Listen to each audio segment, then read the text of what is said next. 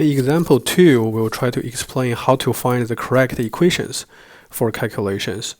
Okay, since we listed these 3 equations here, but you may have realized that to achieve one inclined section, sometimes you can rotate it by a positive angle, sometimes you can rotate it by a negative angle. Like in the previous example 1, we find out the maximum shear stress plane by rotation of negative 4.6 degree or positive 85.4 degree. Right? We have 2 different methods to get this plane, the target plane.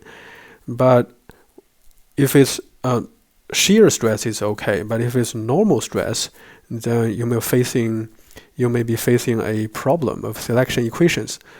Will you need to use the sigma n equation or sigma t equation? Okay, we will explain this through this example too. Okay, the stress is shown in a figure act on the point in a stressed body if the sigma x equals 192 MPa, means that here equals 192 MPa.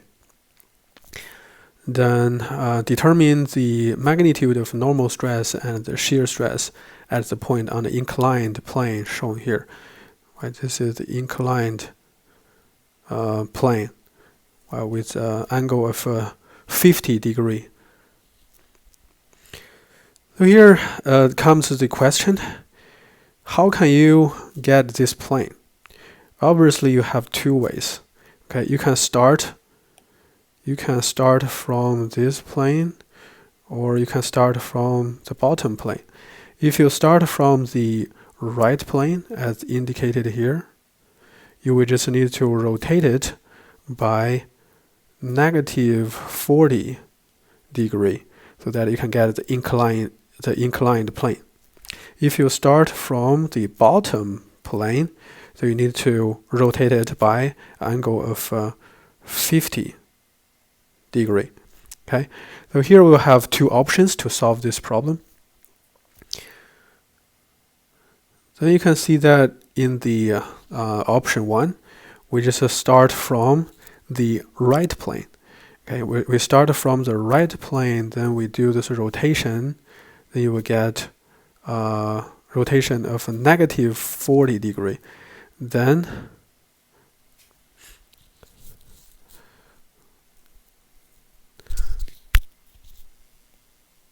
starting from here, you have sigma x,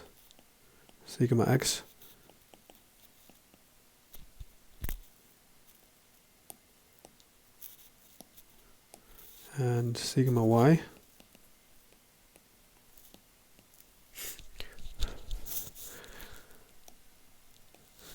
So you start from the right plane, then we do a rotation.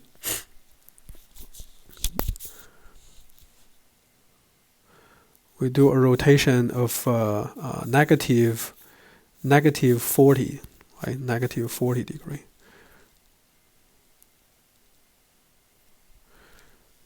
Here is a 50 degree.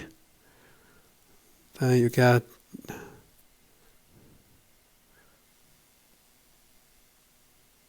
here. This is where you can find the sigma n, right? This will be sigma n. Since you obtained this from this rotation of negative 40 degree, okay? You rotate it by negative 40 degree, then your sigma x becomes sigma n. Okay, so in this first option, your sigma x becomes sigma n. It comes from sigma x. Okay, so you need to use the equation to calculate sigma n for this calculation. Okay, so that would be our first equation. This one, sigma n. Okay, so you will have sigma n equals sigma x plus sigma y over 2 plus sigma x minus sigma y over 2 cosine 2 theta plus tangent xy sine 2 theta. Okay, you will have 192 minus 320. Since the 320 is in compression, right? It's negative, over 2 plus 192 plus 320 over 2 cosine negative 80 degree, right? Then plus 0, since tau xy is 0, okay? So here the result will be negative 19.6 MPa.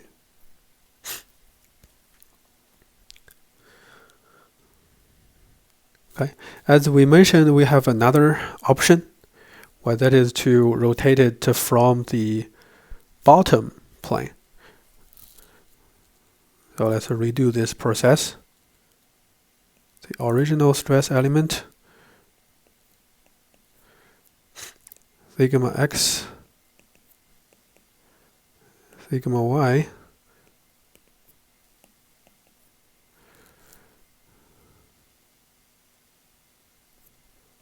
(50°), and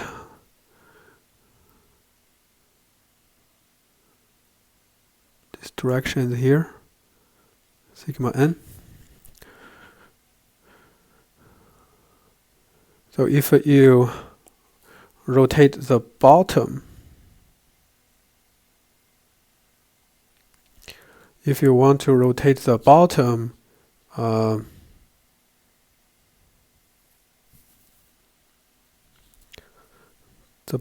to this inclined plane, right, it will go positive 50°, right? Then this sigma y will become this normal stress along this direction. But since it comes from sigma y, so it will be sigma t, not sigma n. Okay, so you can see this rule. If the normal stress comes from sigma x, well, you will need to use the sigma n equation. If it comes from sigma y, then you will use the sigma t equation.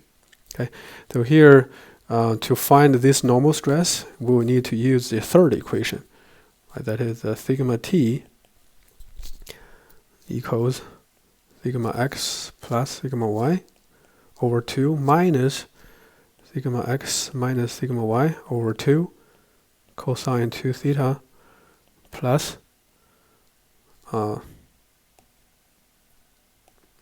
minus tau xy sine 2 theta.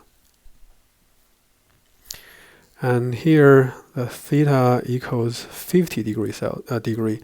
So here you will get 192 minus 320 over 2 minus 192 plus 320 over 2 cosine 100° minus 0. Again, this tau xy is 0. Okay, you can do this calculation. You will find that you get the same result, negative 19.6 MPa. So this is the same result as here, as we just determined from the first option. Okay, so you can see that you can adopt any of these two options, but you just need to use different equations.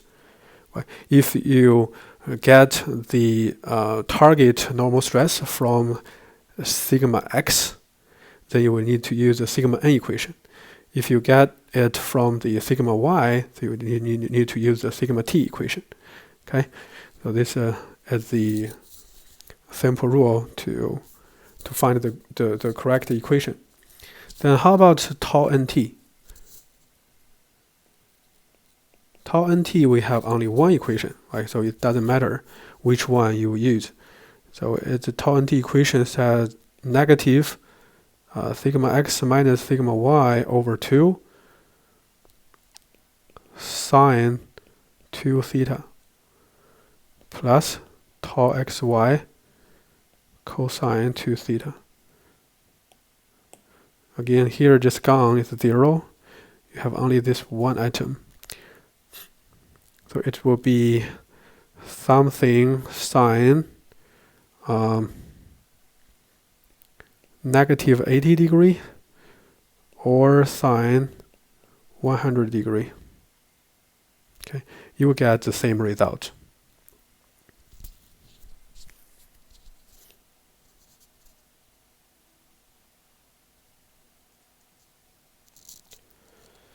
So in these slides, we summarized the methods how to determine the right equation and angle in stress transformation. This is something tricky, but as we just explained, if you follow these rules, it's not hard. It will be easy to find the correct angle and correct equation. Okay. Just you can read these words. I will not read these words. This just said what I just mentioned previously in example 2. Okay, just if it's from sigma x, then use the n equation. If it's from the sigma y, use the t equation. Okay, it just changed another sentence. Right? It's changed some words, but you can read it by yourself. And as summarized here, just from the original stress element to an inclined plane, you have you will always have two options, right? For example, in this first example, you have an angle of 75 degree, but here obviously you can turn it by negative, turn this right plane to the target inclined plane by 75 degree. Right?